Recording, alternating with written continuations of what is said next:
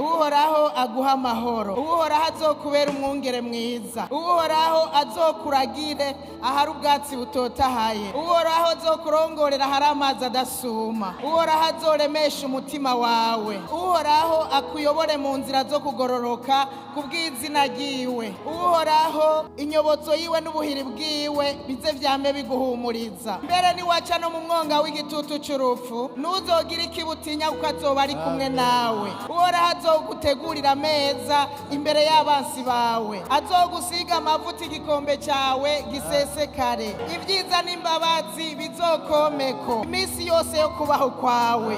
uhoraho niwe azokubera umutabazi, uhoraho azorinda ibirenge vyawe kugira ntibitirimuke, uhoraho niwe azokuzigama, uhoraho niwe azokubera igitutu, uhoraho niwe azokurinda ibihe byose, uhoraho azozigama ubugingo bwawe, uhoraho azokuzigama amaja n'amaza, uhoraho azakikuze ubugingo bwawe, uhoraho azokwigishe akwereka inzira ukwiye gucamwo, uhoraho azokugira inama ijisho ryiwe rikugumeko, uhoraho azokurongora mu nzira zo kugororoka, mwemu yera azokurongore mu nzira irashe, ahari udusozi Imana izohasene, uhoraho azoguha itunga rinyegejwe mu myiza, uhoraho azogukenyeza inkomezi ze wame urunesha, uhoraho azoguhindura igisekuzo gisha gikarishe gifise amenyo, uzohuragura ibisozi imbere yawe ubinoze, uhoraho yuzuza ijambo mu kanwa kawe, uhoraho azokwigishe aguhane aguhanure agutunganye, azokutoza indero nziza mu kugororoka. Uyu mwaka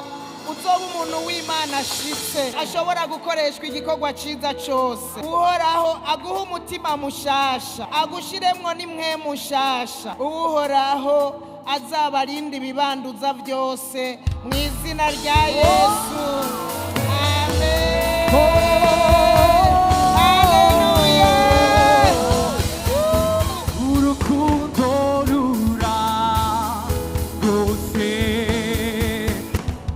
Ihezagire mwese bagirire neza, Imana ihezagire ingo zanyu, Imana ibanezereze mu miryango, ibatwenze mu miryango, ibahe umugisha uboneka ugaragara n'umugisha wo mu buryo bw'impwemu, mu izina rya Yesu Kristo, amen.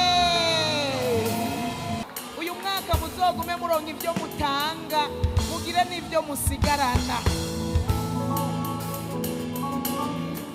Uyu mwaka n'amahera wahora ubona uhembwa ukamengo si menshi, azokubere menshi mu izina rya Yesu.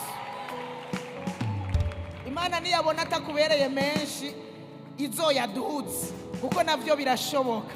Mana